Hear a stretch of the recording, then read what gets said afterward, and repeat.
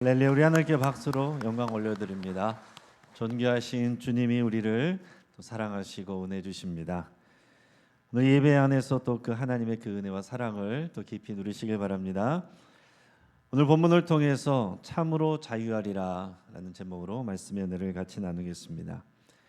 여러분, 4.15면 79주년 광복절입니다. 오늘은 이 민족에게 광복의 은혜를 주신 하나님께 감사를 드리는 광복절 기념 주일입니다. 광복이라는 게 무슨 뜻입니까? 한자로 하면은 빛을 되찾는다 이런 뜻입니다. 나라의 자주권과 백성의 자유가 누려지지 않는 그 강점기를 암흑기라고 부르고, 그 자유와 독립을, 그 해방을 누리는 것을 빛을 우리가 받는 것으로 표현하는 겁니다.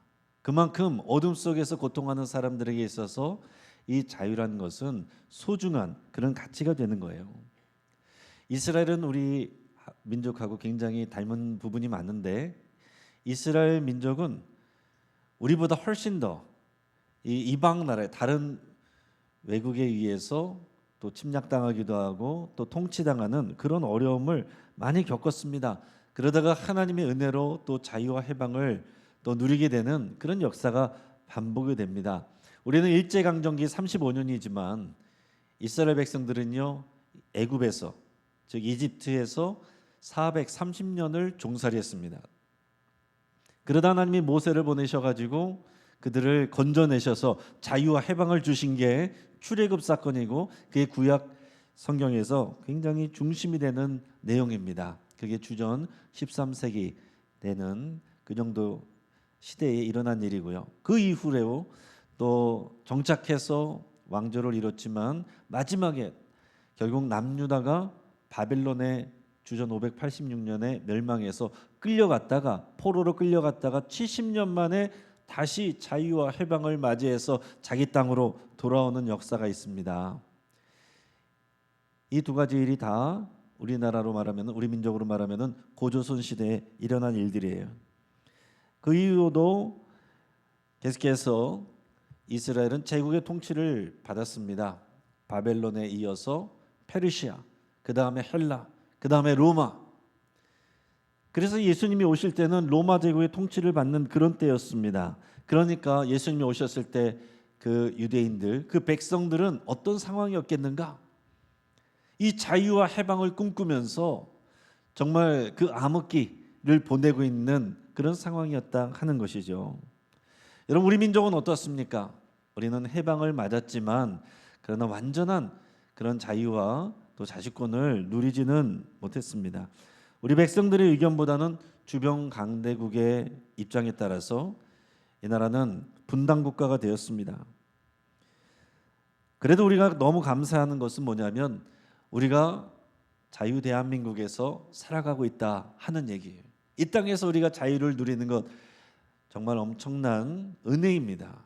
여러분, 북한은 모든 사람들이 평등한 좋은 나라를 만들겠다는 그 구호 아래서 아직도 사람들을 여전히 그 자유를 억제하고 있습니다. 지금도 들려오는 소식을 들으면 북한 주민들이 이 한국 드라마, 한국 가요를 굉장히 좋아한대요. 그러나 그것을 보거나 시청하는, 듣거나 하는 것이 걸리면 또 벌을 받거나, 또 최근에도 청소년들이 그것을 보다가 또 공개 처형당했다는 그런 소식들도 들려옵니다. 그러니까 이 자유를 찾아서 목숨을 걸고 또 많은 사람들이 이 대한민국으로 또 귀순하고 넘어오게 되는 겁니다. 지난 8일에도 여기 인천 교동도로 한 사람이 목숨 걸고 귀순했다는 뉴스를 여러분들 보셨을 겁니다. 말이 쉽지 얼마나 살 떨리는 일입니까? 목숨 걸고 모든 것을 버리고 오직 자유를 찾아서 오는 겁니다. 자유가 그렇게 중요한 거예요. 최근에 개봉한 영화 탈주라는 영화가 있는데, 이 자유를 찾아서 생명 걸고 또 귀순하는, 대한민국을 찾아 넘어오는 그런 북한 병사의 이야기입니다. 주인공이 규남이라는 사람인데, 이 규남은 이제 군 제대를 앞두고 있습니다. 북한에서는 10년을 군 생활해야 되는데 10년 이제 만기 제대를 앞두고 있는데 희망이 없어요. 출신 성분이 좋지가 않아가지고 밖에 나가면 할 수 있는 게 탄광 가서 석탄을 캐든지 농장일하든지 희망이 없습니다. 그러니까 이 대한민국으로 자유를 찾아서 탈주하기로 계획을 세웁니다. 근데 이것이 또 이제 알려지게 되면서 이것을 가로막는 보위부 장교하고 대결을 하게 되는데 쫓고 쫓기는 추격전이 벌어지게 되는데 이 보위부 장교가 그런 말을 합니다. 허튼 생각 말고 받아들여. 이것이 네 운명이야. 그러니까 이 주인공이 이렇게 말합니다. 내 앞길 내가 정했습니다. 여기선 실패조차 할 수 없으니 마음껏 실패하러 가는 겁니다.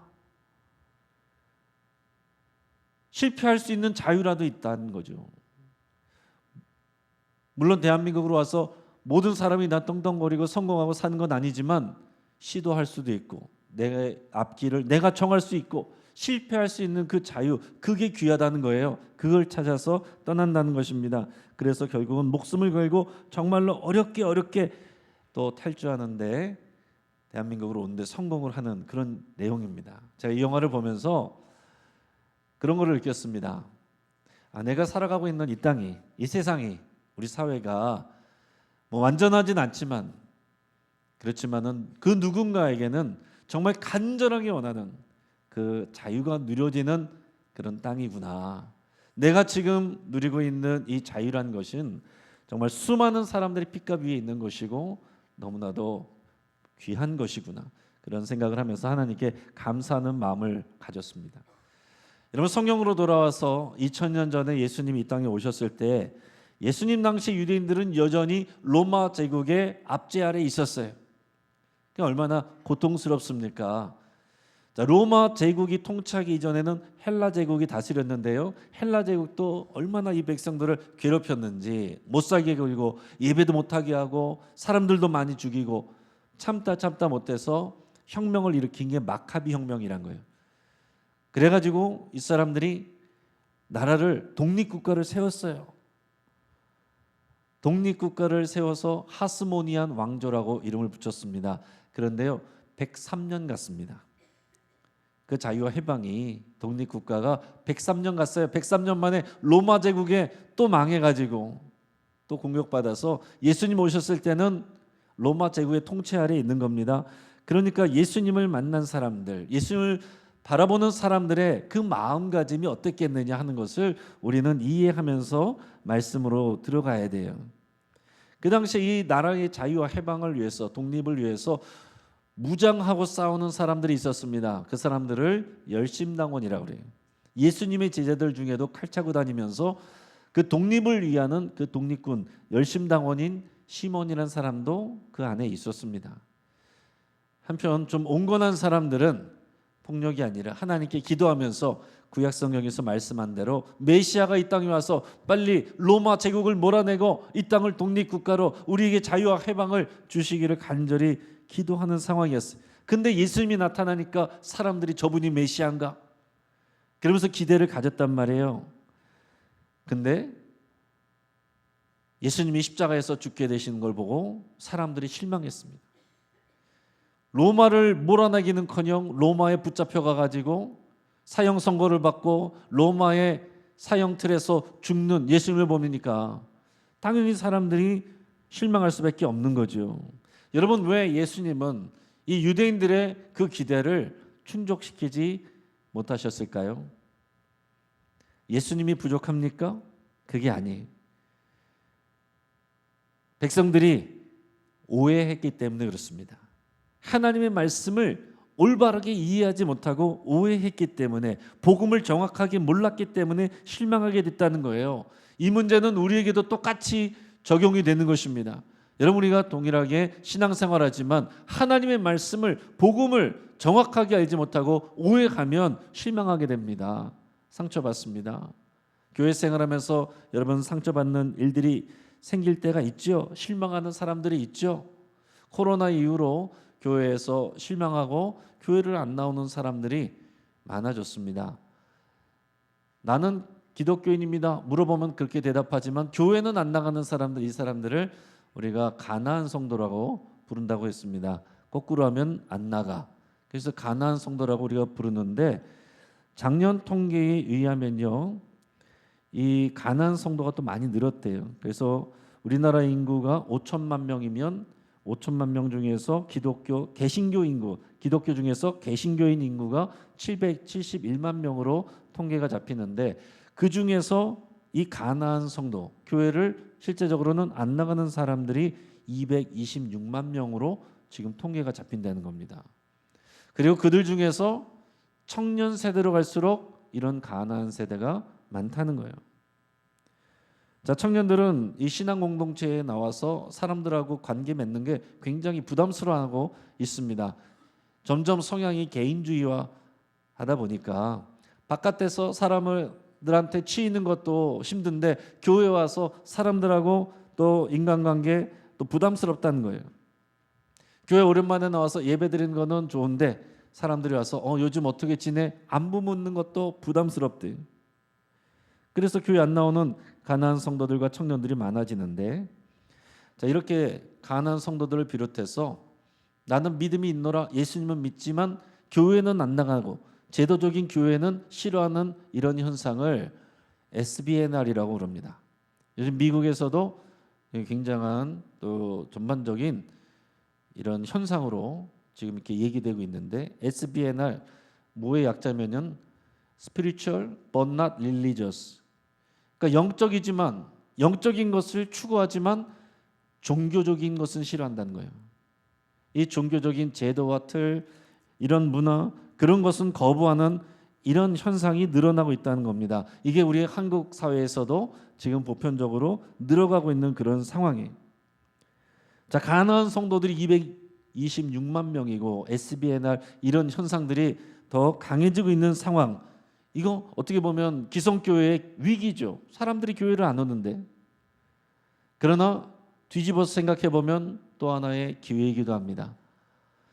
그냥 싫은 게 아니고 교회의 제도나 이런 문화나 이런 게 싫은 거지 그 안에 영적인 필요는 느끼고 있다는 거예요.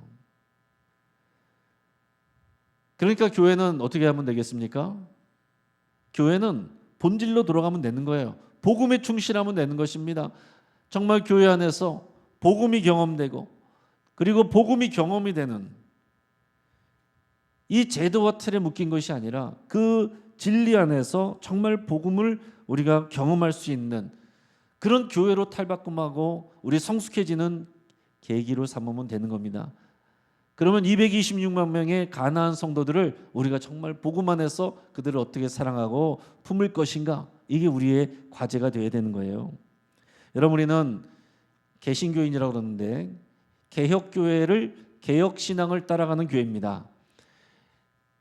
이 개혁교회 성도들은 어떤 것입니까? 성경의 본질로 돌아가는 것이고 비본질적인 것들은 계속 개혁해가는 사람들이에요. 우리가 만든 전통, 그것이 또 하나의 우리의 신앙이 되면 안 됩니다. 우리는 계속해서 성경으로 돌아가고 복음 안에 머물면서 복음이 아닌 것, 비본질적인 것들에 대해서는 얼마든지 바꿀 수 있고 개혁할 수 있고 달라질 수 있어요. 이게 복음의 유연성입니다. 그렇지 않으면 교회는 희망이 없어요. 침몰하는 배와 같습니다. 청년 세대가 변하려면 기성 세대가 먼저 변해야 됩니다. 우리는 안 그랬는데 너네는 왜 그러냐? 이 생각 붙잡고 있으면 교회는 희망이 없습니다. 가난한 성도들이 올 생각을 안 합니다. 여러분, 세상은 빠르게 변하고 세대 간의 차이도 큽니다. 다 맞출 수가 없어요. 그러나 진리와 복음은 동일합니다. 그러니까 우리는 이 진리와 문화, 진리 안에서 문화가 얼마든지 바뀔 수 있어야 되는 거예요. 진리의 이 복음의 여기에 집중을 해야 되는 것입니다. 정말로 살아서 역사하시는 우리 주님을 만나고 그 은혜를 누리고 오늘 말씀과 같이 진리 안에서 그 자유를 누리는, 이게 이 믿음의 삶이 되어야 됩니다. 거기에 방해가 되는 것들은 언제든지 우리가 정리할 수도 있고 바꿀 수도 있는 거예요. 이러한 시대 정신을 담은 것이 12돌 프로젝트입니다. 여러분, 12돌 프로젝트는요, 그냥 단지 2층 리모델링 공사만이 아니라 50주년을 맞이해서 이제 이 급변하는 세대 속에서 우리가 새로운 세대를 키워가고 그리고 그러기 위해서 새로운 시대를 준비해가는 이런 비전이에요. 이것은 몇몇 사람들만 하는 것이 아니라 노년 세대, 장년 세대, 청년 세대, 어린 세대에 이르기까지 모두의 비전으로 함께 나갈 때 의미가 있는 것입니다. 이 비전이 공유가 되지 않으면 그냥 건물 공사로만 생각하면 여러분 그거 하다가 그냥 싸우기도 하고 거기서 머물게 되는 것입니다. 우리의 비전 12돌 프로젝트는요, 이제 이런 변해가는 세상 속에서 정말 진리에 집중을 해서 새로운 시대를 진리 안에서 복음 안에서 새로운 세대를 맞아들이고 세워가는 이런 교회로 우리가 세워져 간다, 이런 비전이란 얘기입니다. 자, 여러분이 교회 안에서 신앙생활하면서 실망할 때도 있고 상처를 받을 때도 있죠. 그러나 그 실망과 상처 안에 계속 머물러 있지 마시기를 축복합니다. 예수님의 제자들도 수시로 실망했습니다. 또 예수님을 따르는 유대인들도 기대했던 사람들도 수시로 실망하고 마음이 굳어졌습니다. 예수님 십자가 달려 죽으실 때 다들 돌아섰어요. 제자들도 다 도망갔습니다. 그러나 예수님 약속하신 대로 3일 만에 부활하셨을 때 그 부활하신 예수님을 만날 때 실망이 소망으로 바뀌는 거예요. 그래서 우리는 부활하신 예수님, 살아계신 예수님을 그 증거를 마음에 품어야 됩니다. 그 주님을 만나면 여러분 우리가 진정한 소망을 갖게 되고요, 기쁨과 감사가 차오르게 되고요, 하나님을 더 사랑하게 되고요, 우리 다른 사람들을 더 섬기게 됩니다. 돈을 나를 위해서 쓰는 것보다 다른 사람들을 위해서 쓰는 것을 더 기뻐하게 되고, 교회 안에서 나를 힘들게 하는 사람들을 우리가 품을 수 있게 되고, 그들이 우리를 성장을 위한 하나님의 선물이고 장치라고 고백하게 되고, 교회 밖에 있는 사람들 우리의 적이 아니라 내가 사랑하고 섬겨야 될 사명의 대상이라고 고백하게 되는 겁니다.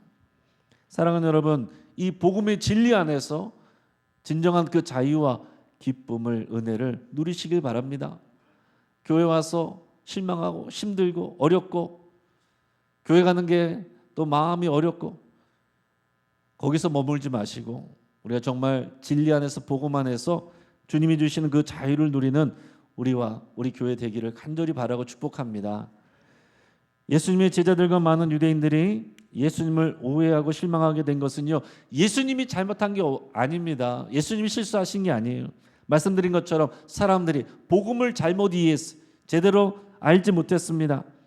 예수님은 하나님의 나라를 가져오셨어요. 그래서 신약 시대를 열었습니다. 새로운 언약의 시대, 구약 시대보다 더 좋은 새로운 언약의 시대를 열었어요.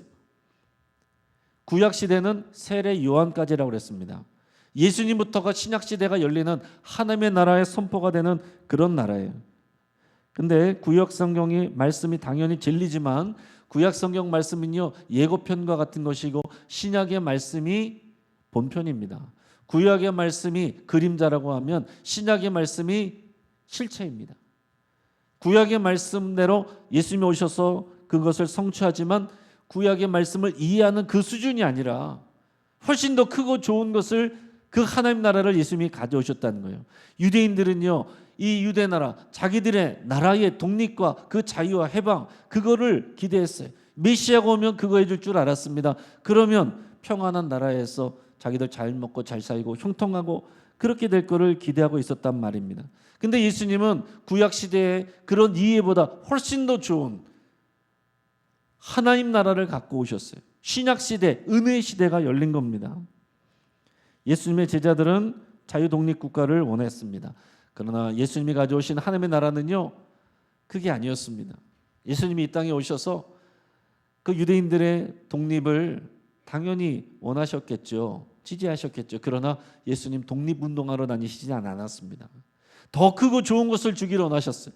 그래서 오늘 우리가 이 광복기념주의를 맞이해서 광복의 기쁨, 우리가 나라와 민족을 위해서 헌신하는 그것도 하나님의 은혜인데, 오늘 예수님께서 강조하시는 그 참 자유, 하나님의 나라가 주시는 그 참 자유를 우리가 더 배우고 누리기를 원합니다. 오늘 본문 말씀 31절 32절 같이 읽겠습니다. 그러므로 예수께서 자기를 믿은 유대인들에게 이르시되 너희가 내 말에 거하면 참으로 내 제자가 되고 진리를 알지니 진리가 너희를 자유롭게 하리라. 아멘. 여러분, 이 말씀은 성경에서 보니까 예수님을 믿는 유대인들에게 하신 말씀이라고 그랬습니다.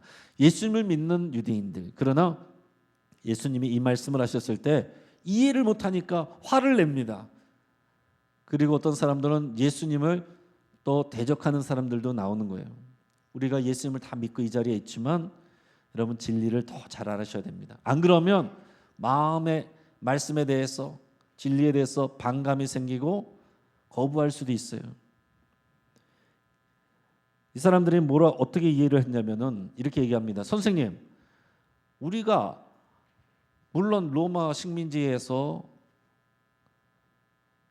지금 자주권을 잃었지만, 그러나 우리가 아브라함의 자손이고 누구의 종이 된 적이 없는 자유시민인데 자유케 된다니 그게 무슨 말씀입니까?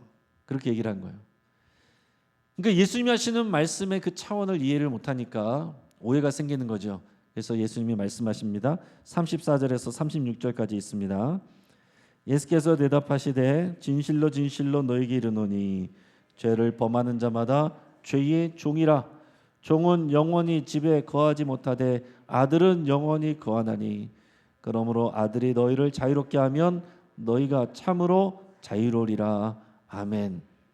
자, 예수님이 말씀하신 자유는요, 영적인 자유를 말씀한 겁니다. 더 본질적이고 더 근원적인 자유예요. 반대로 자유를 누리지 못하는 사람은 어떤 사람이라고 했어요? 돈이 없어서 남의 종이 된 사람, 그 사람이 아니라 죄를 짓는 자마다 죄의 종이라고 그랬습니다. 죄를 지으면 죄의 종이 되는 거예요. 그 죄 뒤에는 사단 마귀가 있는 것입니다. 그러니까 이 죄 문제가 해결되지 않은 사람은 사단 마귀의 종로로 타는 거예요. 겉으로는 우리가 다 착하게 살고 법을 지키고 살아도 예수님을 만나고 그 참 자유를 누리지 못한 사람은 죄의 종으로 살아가는 것입니다. 그 모든 사람들에게 진정한 자유를 주기를 원하시고 오신 게 예수님이에요. 그래서 아버지의 집 하나님 나라에는 아들은 영원히 있지만 종은 영원히 있지 못한대요. 주의 종으로 있는 사람은 천국 영생을 누리지 못하는 겁니다. 그러나 아들인 예수 그리스도께서 너희에게 자유를 주신다 그랬습니다. 아들이 너희를 자유롭게 하면 너희가 참으로 자유하리라. 그러니까 여러분, 우리가 하나님이 주시는 이 구원과 참 자유는 예수 그리스도를 통해서만 누릴 수가 있는 것입니다. 예수님이 주시는 이 자유의 결과는 하나님의 집, 하나님 나라에서 영생을 누리는 것이고요. 그리고 이 땅에서 죄와 싸워서 이기고, 그리고 하나님이 주시는 진정한 자유와 평강을, 복을 누리는 겁니다. 자, 오늘의 본문 말씀을 제가 정리를 해서 세 가지로 같이 나눠보겠습니다. 첫째, 같이 한번 읽겠습니다. 예수님은 우리 모두에게 참 자유를 주시려고 이 땅에 오셨습니다. 아멘. 자, 유대인들의 나라의 독립, 그것도 좋은 일이고 귀한 일이지만 예수님은 더 좋은 것을 주기 위해서, 참 자유를 주기 위해서 유대인들만을 위한 것이 아니라 모든 인류, 모든 사람들, 저와 여러분들에게까지 미치는 더 좋은 참 자유, 그거를 주기 위해서 오셨다는 거예요. 이 참 자유는 죄로부터의 자유와 해방입니다. 죄책, 영원히 멸망할 수밖에 없는, 죄로 인해서 영원히 멸망할 수밖에 없는 죄의 종로로 타는 데서 자유와 해방을 누리게 되는 거예요. 하나님의 구원입니다. 자, 두 번째 같이 읽겠습니다. 죄를 짓는 자마다 죄의 종입니다. 아멘. 죄를 지으면 죄의 종이 되는 거예요. 우리도 그렇습니다, 여러분. 우리가 자유 대한민국에서 살지만 죄를 지으면 죄의 종으로 살아가는 거예요. 마음의 감옥에 갇혀버립니다. 진정한 자유를 누리지 못하게 되는 거예요. 반대로 식민지에 살아도요, 북한에 살아도 예수님을 모시고 그 말씀대로 사는 사람은 참 자유를 누리는 거예요. 죄를 지으면 우리가 원하든지 원하지 않든지 우리는 죄의 종입니다. 그 문제가 해결되지 아니하면 죽음 이후에 우리가 형벌을 받고 심판을 받고 영원히 멸망합니다. 우리 예수님을 믿으면, 예수님을 영접하면 우리가 그 죄책으로부터, 멸망으로부터, 영원한 사망으로부터 자유케 되고 해방되게 되는 거예요. 그래서 영원한 하나님의 집에 살 수 있는 영생이 주어지는 것입니다. 그래서 예수님을 믿고 이 복음 안에서 참 자유를 누리는 사람은요, 죽음을 극복하게 되고 두려워하지 않게 됩니다. 여러분, 죽음에 대해서 준비되셨습니까? 우리가 죽음을 앞두고 있을 때 우리의 믿음이 드러나게 됩니다. 진짜 믿음을 가지면 죽음이 두렵지 않습니다. 아쉬울 수는 있지만 두렵진 않아요. 왜냐하면 죽음은 하나님 아버지의 집으로 가는 출입구가 되는 것이고 영생이 있고 하나님의 상급이 있기 때문에 두렵지 않은 것입니다. 반대로 예수님을 믿고 구원을 받았어도요, 우리가 참자유를 받았지만 그러나 계속 말씀 안에 거하지 않고 죄 가운데 거하면 죄의 종로로 타면서 살아가는 거예요. 자유가 없습니다. 자유함이 없습니다. 주님이 주시는 기쁨이 없습니다. 평안이 없습니다. 예배하는데 은혜가 되지 않습니다. 섬기는데 상처만 남습니다. 계속해서 우리가 말씀 안에 거해야 됩니다.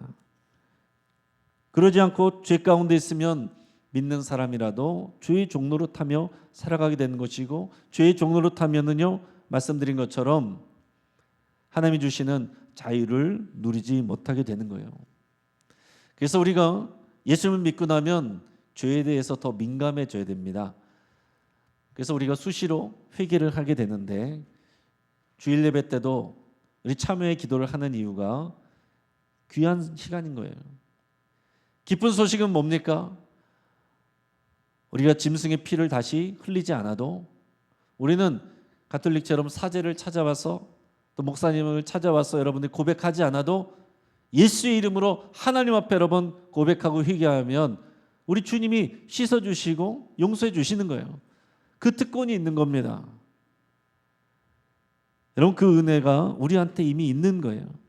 자, 세 번째 같이 있습니다. 참 자유는 진리 안에 거할 때 누려집니다. 아멘. 진리가 너희를 자유케 하리라. 가만히 있으면 진리가 저절로 와서 하는 게 아닙니다. 그 앞에서 뭐라고 그랬어요? 너희가 내 말을 듣고 그 안에 거하면 너희는 참 내 제자가 되고 진리 안에서 자유케 된다. 그러니까 진리가 나를 자유케 하려면은 우리는 진리이신 예수님의 말씀을 듣고 그 말씀을 마음에 새기고 그 말씀에 순종하는 겁니다. 그게 말씀 안에 거하는 것이고 예수님 안에 거하는 것이. 그럴 때 그 말씀 안에 순종하는 우리 안에 주님의 참 자유가 누려지는 것입니다. 교회는 다니는데 말씀에 순종이 없어요. 그러면 자유도 없습니다. 기쁨도 없습니다. 그리고 주님이 우리에게 이 자유를 주셨는데 이 자유를 사용하는 것은 우리 마음대로 이제 살아도 되는 방종 또 육체의 기회를 삼는 것이 아니고 이 자유의 가장 귀한 사용법은 뭐냐면 다른 사람을 위한 사랑의 종노릇을 하는 것입니다. 사랑의 종노릇을 하는 것이 이 자유를 사용하는 가장 귀한 방법이에요. 여러분, 어느 가정에 두 아들이 있었는데요. 어린 두 아들이 있었는데 그 둘째가 어릴 때부터 근육 무기력증을 앓는 선천적 질환을 갖고 태어났습니다. 그래서 숨구멍이 자꾸 막히기 때문에 어쩔 수 없이 병원에서 목에다가 구멍을 뚫고 호스를 연결해 줬습니다. 호스를 통해서 이제 숨을 쉬게 했어요. 근데 이 둘째 아들이 자꾸 나중에 보면은 호스를 빼버리고 또 빼버리고 그러는 거예요. 사실 아버지가 목사님인데 아버지가 혼내기도 하고 설명도 했습니다. 그런데도 계속해서 빼고 또 빼는 거예요. 이거 어떻게 해야 되냐? 지금 방법이 없는 그런 난감한 상황이었는데 어느 날 그 첫째 형이가 그 동생의 형이 하나님이 주신 마음이 있었습니다. 그래서 뭐로 했냐면은 자기도 의료기기에 가서 호스를 사왔어요. 그리고 동생하고 똑같이 자기 목에다가 뚫는 건 아니고 연결된 것처럼 이렇게 붙였어요. 그러니까 이 동생은요, 남들은 다 안 그런데 자기만 하고 다니는 게 너무 싫었던 겁니다. 어린 마음에 그게 부끄럽고 다른 사람들은 나 멀쩡한데 나만 왜 이러느냐, 그게 싫어가지고 자기가 뺐던 거예요. 자기가 너무 비참하게 느껴졌던 겁니다. 그런데 형이 자기처럼 똑같이 호스를 이렇게 달고 집안에서 생활을 하니까 동생이 그제서야 마음이 풀어져서 호스를 빼지 않았다 하는 얘기입니다. 여러분, 이 형을 생각해 보시면 형은요 꼭 그러지 않아도 돼요. 형은 자유가 있습니다. 자기 마음대로 편하게 지낼 자유가 있습니다. 그런데 그 자유를 무엇을 위해서 사용했어요? 자기 동생을 위해서.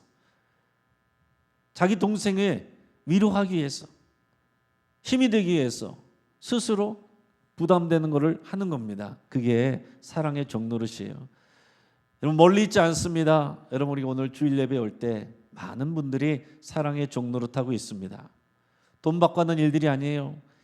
이 뜨거운 빛 안에서 여러분 안에만 들어와서 에어컨 틀어져 있는 이 안에서도 우리가 더워서 부채질하는데 떼약볕에서 몇 시간 동안 주차 관리하시는 분들도 계시고, 뜨거운 주방에서 음식 준비하는 분들도 계시고, 안내하는 분들도 계시고, 또 방송에서 준비하는 분들도 계시고, 찬양을 준비하는 분들도 계시고, 우리가 돈 받고 하는 일들도 아닌데 누가 뭐라고 하면은 죄송하다 그러고 미안하다 그러고.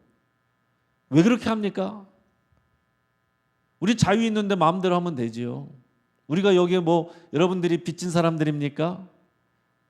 사랑으로 종노릇하는 거지요. 우리 주님이 주신 이 자유가 있으니까, 자유의 기쁨을 누리니까 사랑의 종노릇을 하는 겁니다. 여러분 우리가 자유가 누려지지 않으면 섬기고 봉사를 해도요 화만 나요. 상처만 남습니다. 그러나 우리 안에 주님이 주시는 이 참 자유가 누려지면 남을 위해서 섬기는 일이 기쁨이 되는 겁니다.